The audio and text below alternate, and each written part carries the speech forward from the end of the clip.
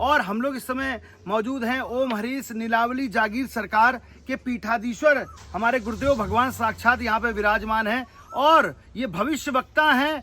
बड़ी बड़ी जो भविष्य वार्ता है उन्होंने कर रखी हैं और इन सब चीज़ों को बात करने के लिए सीधे हमारे साथ हैं और सीधे उनको जोड़ते हैं। पहले तो गुरुदेव भगवान आपकी बहुत बहुत स्वागत है NRI भारत पर। क्या कहना चाहेंगे, आपने इतना अच्छा प्रांगण बना रखा है और प्रचार प्रसार से दूर कर रखा है, पहले तो इसके बारे में आप बताएं। ये आज मैं आपके इस चैनल के माध्यम से सभी देशवासियों को आप पूछ ही रहे हैं तो बताना चाहता हूँ कि मेरा जीवन देश से जनहित में और दीन दुखी असहाय गरीब बेसहारों की मदद के लिए ही हर पल समर्पित रहता है। सनातन संस्कृति के लिए, सनातन धर्म के लिए, राष्ट्र जनहित के लिए, लोक कल्याण के लिए हर पल जीता हूँ। इसके निमित्त अपने इस स्थान पर ओम हरीश नीलावली जागीर सरकार श्री हनुमान जी महाराज की कृपा से जो देशभक्ति का जज्बा रोम रोम में बसता है, उसको लेकर के श्री हनुमान जी महाराज के ठीक सामने भारत माता की प्रतिष्ठा है, 5 फीट की मूर्ति, जो देशभक्ति का स्पष्ट उदाहरण है। और उदाहरण खाली नहीं देता हूँ, मैं करके दिखाता हूँ। आज तक जो हनुमान जी की कृपा, जहाँ पर जो भी शब्द हमारे उन्होंने निकाले हैं वो सिद्ध और सफल हुए हैं। आगे भी प्रभु से कामना करता हूँ कि जहाँ पर भी जो भी देश जनहित में हो वो सदैव सत्य ऐसा ही होता रहे, करते रहना। आपकी कृपा मेरे ऊपर ऐसी ही बरसती रहे ताकि मैं देश और देशवासियों को देशभक्ति के जज्बा को कायम बनाए रखूं और देशभक्ति के साथ साथ दीन दुखी असहाय गरीब बेसहारों की मदद करने में मजबूत अड़िग बना रहूं। महाराज जी, एक प्रश्न और उठता है क्योंकि इस समय भारत हमारे देश के लिए बहुत महत्वपूर्ण समय है। लगातार देखा जा रहा है कि दुश्मन देश हम लोगों पर हमलावर हैं। कहीं ना कहीं पीठ पीछे तो ये लोग कार्य करते थे, इस बार उन्होंने जघन्य कार्य किया। हमारे देश के 26 जो पर्यटक थे, हमारे देश के जो रहने वाले थे, जो अपने देश में पर्यटन पे गए थे, पहलगाम जम्मू एंड कश्मीर, वहाँ पर कुख्यात आतंकवादियों ने उनको मारा और बर्बरता से मारा और सबसे बड़ी बात उन्होंने धर्म पूछ के मारा। तो इस पर आपका क्या कहना है?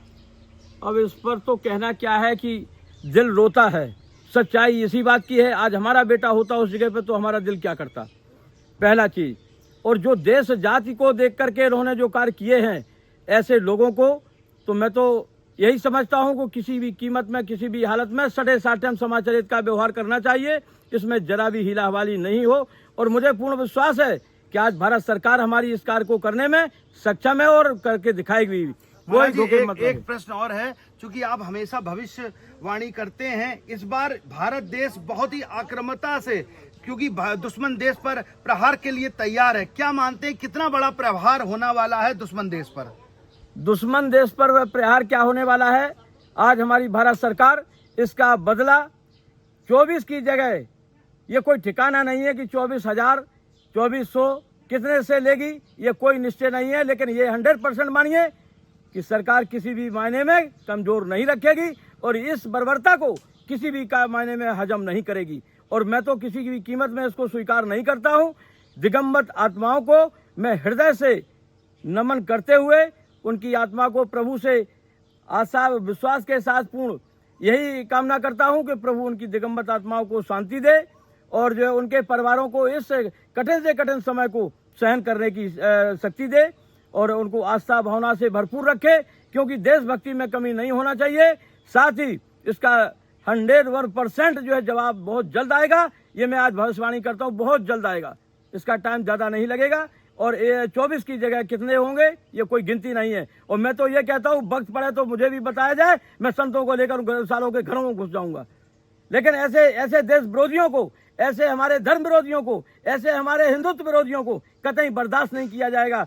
आज हमारे देश में जो भी हमारे उनके मजहब के लोग रहते हैं, उन मजहब के लोगों से हमारा कहना है कि अगर जरा भी अगर गलत इन लोगों ने किया हो तो आगे बढ़ करके आए और इन सालों के घर में घुस के मारे, उन्हें वही जाके मारे। हम तो पीछे चले तो अच्छा लगेगा मुझे कि हाँ, हमारे देश में रहने वाले सभी एक साथ हैं हमारे। तो साफ तौर से परम पूज्य गुरुदेव भगवान ने ये बात कही कि संत समाज अगर जरूरत पड़ी तो संत समाज भी आगे आएगा और हमारे जो नीलावली सरकार के यहाँ से जो पीठाधीश्वर है महाराज जी, वो भी अपने शिष्यों के साथ और आह्वान कर रहे हैं कि अपने लोगों के साथ हम भी आगे से आगे आने का काम करेंगे। भविष्यवाणी करी कि भारत सरकार एक ऐसा कदम उठाएगी कि कहीं ना कहीं इनके घर में घुस के इनको मारना चाहिए और इनको बड़ा से बड़ा सबक देना चाहिए। ऐसी खबरों को देखने के लिए बने रहिए एनआरआई भारत के साथ। मैं अक्षांश चतुर्वेदी, जालौन।